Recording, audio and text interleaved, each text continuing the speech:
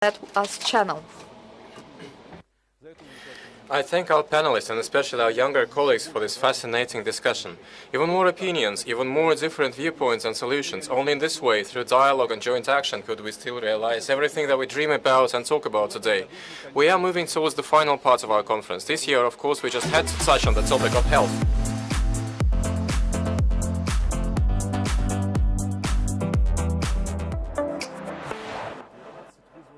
The COVID-19 crisis caused economic problems on a global scale, provoking new global upheavals in society and geopolitics. During this session, we will discuss the tools that can support the joint business and government's efforts in healthcare.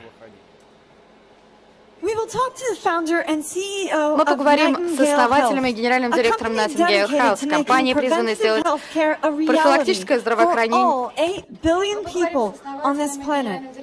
About what makes people strive to find solutions to the world's biggest health problems. Please welcome Teemu Suna. Hello everyone. My name is Teemu Suna. I'm founder and CEO of Nightingale Health. And today I'm going to talk to you about health. But before going there, I wanted to share with you a story about entrepreneurship. And my story starts from when I was at school. And you know, in school people are given assignments. And the assignments tell you what you need to do. But then if you don't know what to do, what happened also me sometimes, so I went to the teacher and asked like help. And the help I got was, okay, how to do the assignment. But then I was still a bit like bothered of the situation, because if there was some kind of a mathematical equation, I was always asking the question like, not what it is or how to solve it, but why to do it. And actually the question why is very important, because it gives you the purpose. It gives you the purpose to kind of why to do things, why to wake up in the morning and go to work. This is why I became entrepreneur. I think the core of being entrepreneur, it's about kind of doing things that really matter. I could be kind of talking to you today about what Nightingale is doing. So we at Nightingale, we have created a blood test, and this blood test we can measure. When we measure a single blood sample from you, we can detect the future risks, the future health risks that you have. I could talk about how we are analyzing your blood. I could talk about the nuclear magnetic resonance. So we are putting the sample inside a high frequency magnet, recording the magnetic resonance, and then getting your health information that we can use to predict your future diseases. So, I mean, all this, what we do and how we do it, there are a lot of information about that. But instead of talking about this, I will talk today about why we do it, why we are running our company, and why should you care. And to explain this, I'm using the whiteboard here. To get to the question why this is important, we will start by drawing two circles. So this circle here is describing healthy people. And this smaller circle here is describing sick people. And what happens in life, how things works? Well, first you are healthy, and then at some point you become sick. And then when you become sick, we have here the healthcare system or the healthcare industry, which is kind of very substantial industry. It's kind of something like around 10 trillion US, kind of the total size. So where where there is kind of a problem is that when we are looking at the big picture of health, when we are looking at different diseases, what is happening is actually that the sick circle is getting bigger. And why it's getting bigger because there are all the time more diseases that are affecting all of us. So now we have some examples very recently that where this S circle has suddenly grown into the very a lot larger. So if you think about COVID-19, but if you think also the other diseases like cardiovascular disease, type 2 diabetes, what is happening? This circle is getting larger and larger. And now what we saw with the COVID, the current health system cannot take it. The problem is that we don't have enough hospitals, we don't have enough people working to provide treatments for the sick. It's a massive problem. If we saw it now with COVID, but then if you think about diabetes, if you think about cardiovascular disease, we will see it also in the future. So we need to change this. We need to prevent that the S circle, the sick circle, it doesn't grow bigger. So this is why it really matters. This is why health really matters. It's not only about individuals. We all are very interested about our individual health. It's not only about that. It's the entire economy. It just can't take it. This is why we need to take action. So how we are taking the action? We need new logic how to take the action. So let me explain. So when we look at the current healthcare system, which is taking care of the sick, the problem in a way is that when we detect if someone is sick, we call it diagnosing. So it is based on the idea that we diagnose people. And then, after the diagnosis, if you are sick, if you are diagnosed sick, you will be treated. So there is treatment when you are sick. The problem here is that now if we want to keep this circle smaller, we don't want more sick people. We want people to stay here. We want to have healthy people. So how we do it? It doesn't work like this, because how do you diagnose a healthy person? There is nothing to diagnose. They are diagnosed healthy. How do you treat a healthy person? Well, you can't, because there's nothing to treat. They are healthy.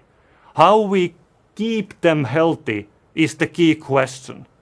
To keep people healthy, we need to prevent diseases. How we can prevent? First, we need to be able to detect. We need to be able to detect the future disease risks. So we are detecting risks. For example, if we detect a risk now from a healthy person, we know the future risk. The person is still healthy, but we know that there is a risk in getting sick in the future. And now when we can detect this, then we can prevent the disease. This is a different tool to detect risk than diagnose diseases. So when we, after detecting a risk, what it enables for people. You can pay attention. It sounds a bit funny, but it's very, very important. Think about, for example, this concept, very well-known concept. What is the best way to lose weight? Well, one of the best ways. You go to scale every day. The scale doesn't make your kind of lose your weight. It works because you pay attention to something. And then the small decisions you do every day, they change your daily routines, and that is very, very effective. Now, when we talk about this in the bigger picture, is that if we can detect multiple disease risks early, then people can pay attention to the right things. And then we can start preventing diseases. So the healthy circle here, it remains big. This is what we want. We want this to stay small. Otherwise, the whole system will collapse and no one can afford it. So this is why we need to do it. This is how we need to change the logic. And then I'm using as an example what we do at the Nightingale. So if we take one blood sample from an individual, what the blood analysis will tell to you? It will tell to you, it will detect your future risk, your future disease risk. So we know what is your journey, what is your health journey, where are you heading to? You are not yet there. You are still in the big circle. All is good. But you are maybe moving towards the sick circle. But we can prevent that.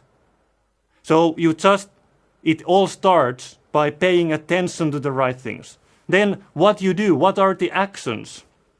The actions are different than here when you are sick. It's not about treatment. Again, we are not treating these individuals because they are not sick. They are healthy. We are preventing the diseases. What is prevention? It's different things. It's your daily routines. I said about the scale example. It's the small things. We all do these decisions every day. We do better decisions if we have better information. If we know the risks, we do better decisions. Then you can take it to wellness, exercise, diets, food programs, anything. But if you know, if you have detected what is the future risk, you can target what you are doing. And targeting, just kind of doing anything, it's not that effective. But targeting, then things gets a lot more effective. Again, helping you to stay in this big circle. And then finally, you can also work with healthcare professionals.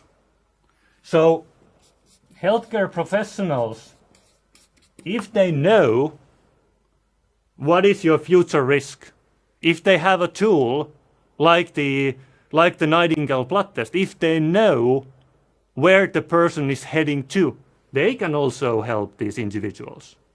And it's more like holistic approach to better health. It's like small things, all the things matters, but it starts from detecting and understanding the risk. And then when you do these things,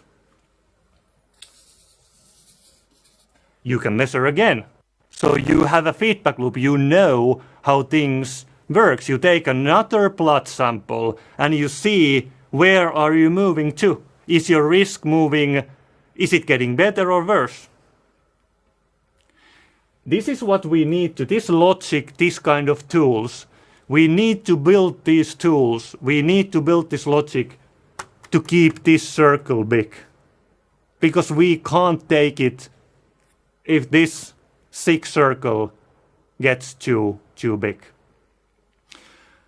This is why, this is my why. This is why I'm entrepreneur. This is why I wake every morning and go to work. Because I believe this matters. This was today my talk about health. Thank you for listening. Our next speaker has over 20 years of experience in the corporate sector, government, media, and international organizations. He is an expert in the field of social engineering. Konstantin Voitsekhovich is with us today, participating in a conversation about the lessons the 2020 pandemic gave us. Please welcome the advisor to the Joint United Nations Program on HIV and AIDS, known as UNAIDS, Konstantin Voitsekhovich. Good day, ladies and gentlemen.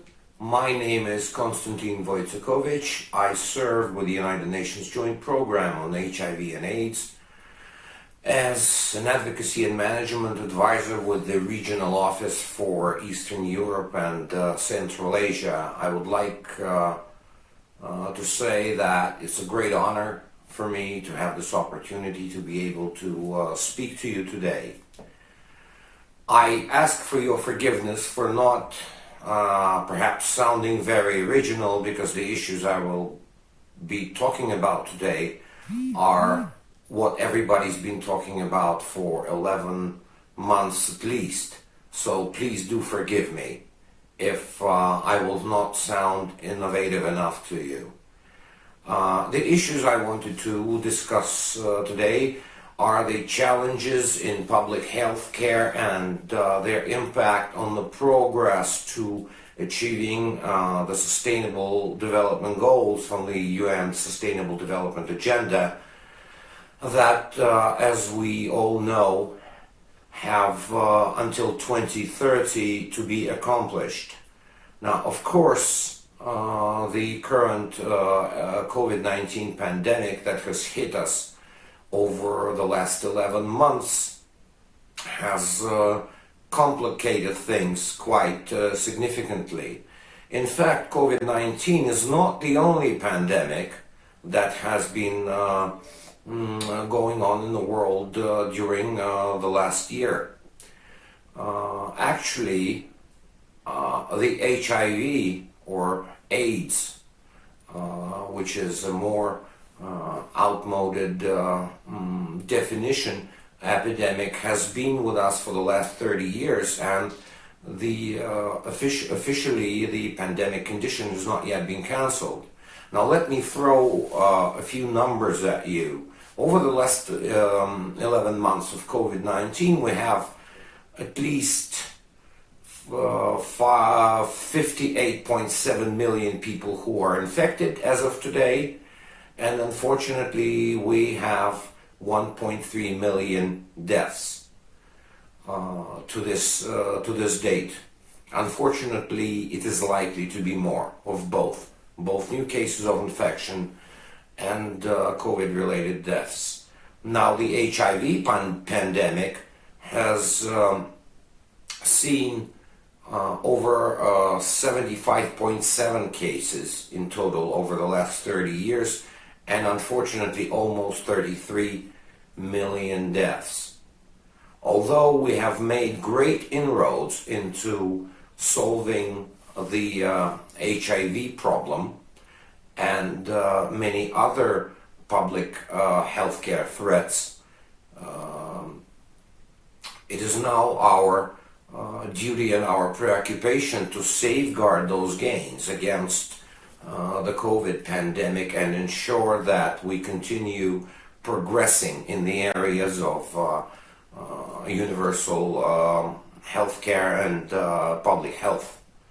Now, of course, why COVID pandemic has been so difficult for us, as our civilization has made great progress into globalization and improvement in travel, communication, and whatnot.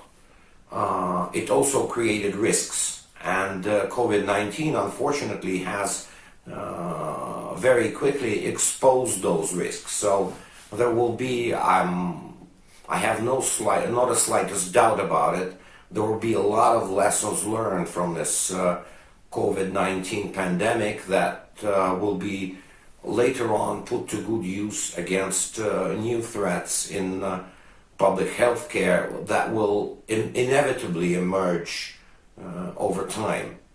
Now, in order to say a few words about the current state of global health care, we have made great inroads in our progress towards increasing life expectancy at birth, lowering mortality rates, ensure that all newborn babies have a chance to live a life to the extent that most people currently live in the developed countries of the world. However, all that requires investment, concentration of resources, abundant funding, smart planning, and smart and prudent implementation. Now, what COVID-19 has done to all that is that it overloaded the healthcare systems worldwide with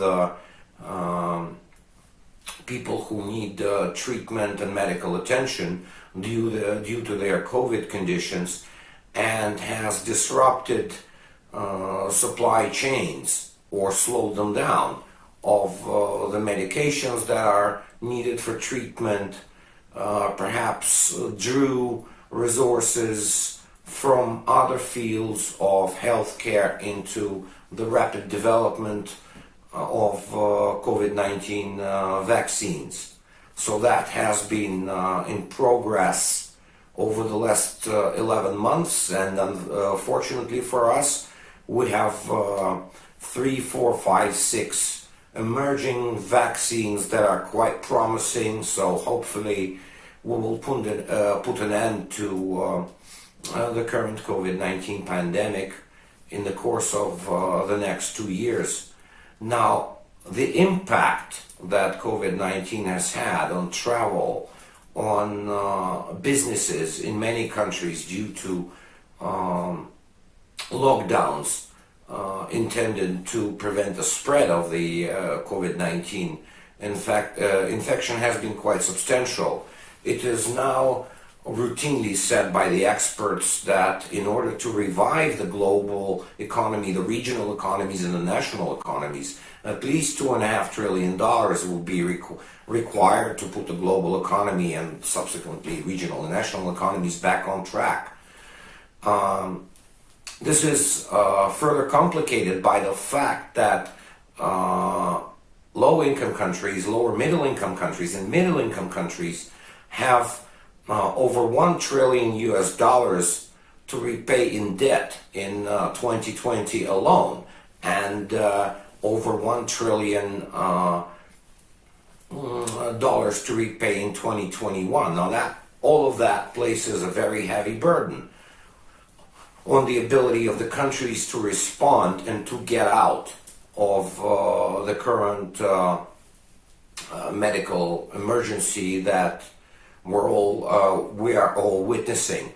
Now, fortunately, we have not come into the COVID-19 pandemic entirely unprepared, both in terms of the achievements in the pharmaceutical industry in development of new medications, and but also in terms of programmatic approaches to focusing on the issues that are vital to our whole civilization for survival. I can proudly say that the 17 Sustainable Development Goals that range from ending hunger to providing better health, environmental protection, gender equality, education, improvement of the functionality of global and national institutions are focused on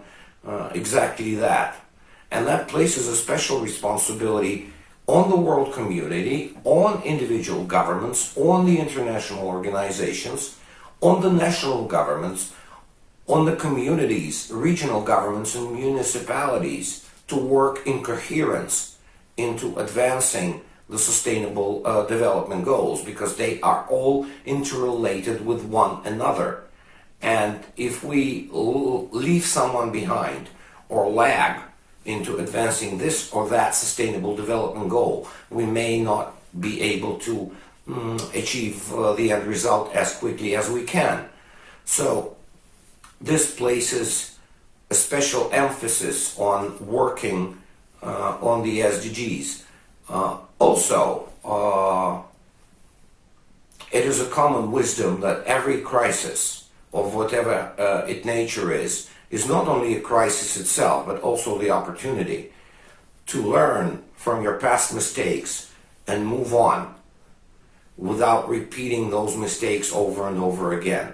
Now, this crisis has presented us with the same opportunity and the same challenges. We have to learn, and we have to adjust, and we have to adapt. Of course, we will have something to do with the overcrowding of major cities, of the overburdened public transportation systems in them that do unfortunately serve as one of the narrow points in terms of the epidemiology of the spreading of the COVID-19 infection. Many of those issues have to addressed, and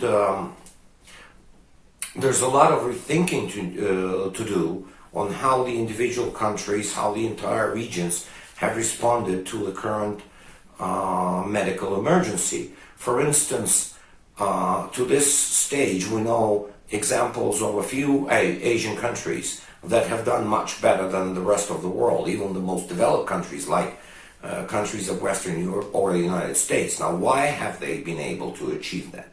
What did they actually do? Was it only in the field of healthcare, or also in the field of civic responsibility? Where is the right balance? Where is the right balance for each country? Those are all the questions that we have to answer. And we're waiting for the COVID-19 vaccines, that's correct. But once people start being vaccinated, there will be fewer and fewer cases of COVID-19. We still need to develop not only vaccines, but effective symptomatic treatment of the infection as well. And that so far has been a little lagging behind.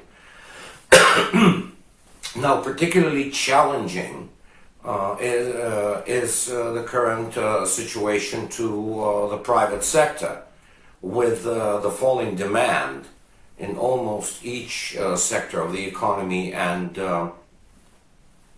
each industry. Now, what do we do with the workforce? How do we keep our workforce employed in the conditions like this? How do we give our employees access to healthcare? How do we plan our labor market to evolve? How do we rebalance the labor market with the increased working out of home component that has emerged during the COVID-19 pandemic? There are systemic contradictions, unfortunately, in the way the market economy works, because the shareholders of the public share holding companies are naturally driven towards the companies they own generating greater income and thus turning out greater profits and greater return and greater dividends on their shares. But that has to be rebalanced about the labor and the social conditions where the enterprises of this or that particular company operate, because sometimes local communities depend on them alone. They're the sole employer in a particular town, in a particular city, in a particular region. So all of that creates challenges that we need to find answers to, and find them rather quickly. Of course, the global economy after the COVID-19 is over will pick up. The delayed, unsatisfied demand will create extra supply once the crisis is over, so there will be a strong rebound. Of course, we don't know yet when it will come. So, in the meantime, we have to increase resilience of all our public systems, not only healthcare, but of the social protection, of the labor market, of the corporate employment policies, and many, many, many other things. In order to avoid, we have to look for creative solutions. We cannot be very simplistic. Of course, in some countries, like for instance in Argentina, I would just give you one example. The Argentinian president in spring has told his business leaders, "Muchachos, les tocó la hora de ganar menos. Boys, it is time for you to make less." Right? He didn't follow it up though. It is time to make less for how long? How do you keep the businesses going? Larger businesses have perhaps greater safety nets, greater safety bags. But what about the small businesses and the medium-sized businesses? We all need to look into that and to be considerate, and perhaps there will be an impulse to find local answers to those issues that relate to a particular market on a particular territory that are not necessarily big ones, because the points of balance in the global economy, it's they may be different. There may be common things and may be separate little things, and we need to address them all. Overall, I think that we will be able to cope. We will be able to achieve the Sustainable Development Goals that will substantially improve the situation in the economies, environment, social protection, human rights globally. And we will be able to address the current public health threats as well. We have made great inroads not only in fighting the HIV, but also in fighting tuberculosis, malaria, and many other widespread diseases and medical conditions. So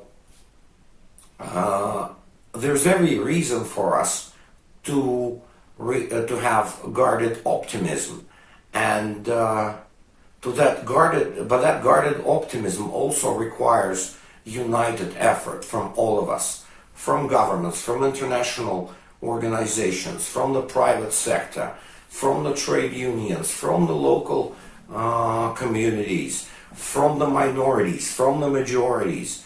It's time for everybody to pull their resources and efforts together to address those global issues and to find new solutions to the problems that we're experiencing now and that we may be experiencing in the future. So with that call, I would like to end my remarks and thank you very much for your kind attention. Our next speaker is a health expert who is aware of the latest trends and discoveries in life sciences. We will talk with Dmitriy Gasten, Director of HR and Social Policy at Rosenergoatom company, about what practices can be implemented in order to safeguard the health of employees in business environments. Hello, dear participants of the Global Impact Conference. My name is Dmitriy Gasten, and I am an HR director at Rosenergoatom. an energy-producing division of the Russian nuclear industry. The topic of my today's presentation is about biohacking and its potential implications to corporate practices. We are pretty much biological beings, but quite often we forget about it and feel some shyness when discussing it, and especially in the corporate context. My goal today is to introduce biohacking into the corporate dialogue. The idea corresponds to global goals for sustainable development, number 3, and we at Rosenergoatom already implemented some ideas, some concepts, some interventions of biohacking into our corporate well-being program, which was established in 2019. There are several factors, several areas of well-being, of course, but today I will focus on these physiological and emotional well-being. Why me? I was always interested in this area, how with our biology we can improve our performance. And in 2014, I got acquainted with the concept through the book Biohacking Manifest. I can recommend it to you. Then I got some education via professional conferences in biohacking, and also took some online courses from Harvard Medical School. When I got some information, some experience, I decided to share it with my colleagues through articles, seminars, and short videos last year in 2019. The biohacking is built on the so-called pyramid, when there are several layers which can be used to improve your employees' performance. The first step is about sleep. A lot of people in today's society are sleep deprived, and they feel it when they try to focus, try to remember something, try to manage their emotions. But a lot of people don't think about sleep, how about a cause of some lack of their performance. On the second step, we work with our nutrition, we fast, we detox. Third layer is about our physical environment, how polluted it is, how much natural light we get during the day. The fourth layer is about our physical activity. Of course, sedentary life is now called the 21st century smoking. And the fifth level is about development of the mind, of our mindfulness, to manage our chronic stress. At Rosenergoatom last year, in 2019, we introduced a very popular project called Megawatt of Health to improve activity of our employees. Our employees walked, ran, swam, and used bicycle to get points. And then we as a corporation spent these points as rubles for helping organizations who work with children. Already for 3 years we have at our NPPs, nuclear power stations, laboratories for psychophysiological support for our employees. We use different tools to help our managers and employees who make decisions and who make some actions which can influence safety of our energy-producing activities. A good example of such techniques, such tools, is the training with biological feedback, when a person learns how to manage his or her emotions, breathing, and thus learning to manage the chronic stress and the stress of the work in a tough environment. In working with your biology, there are passive and active methods. Lots of people opt for passive method when you pop a pill and feel the results automatically. But almost nothing works like that in a sustainable manner. To engage our employees into active methods, we do lots of seminars, lots of communication. For example, seminar on mindfulness or seminar on stop smoking with continuous follow-up for our employees. To better engage our colleagues, last year in 2019, with my colleague Natalia Konan, we produced several short videos about biohacking, and it got 7,000 views in our social media channels. Now it's in our learning management system for immediate use when our colleague or our employee needs it. We have 4 different generations now at our workplace. And so they have all different attitudes towards health, towards biohacking. And we noticed that Generation Y employees, colleagues, they have this better value for health, for well-being. And so we use our youthful colleagues as change agents to implement biohacking practices in the corporate context. Thank you for participating in our Global Impact Conference, and thank you for your attention.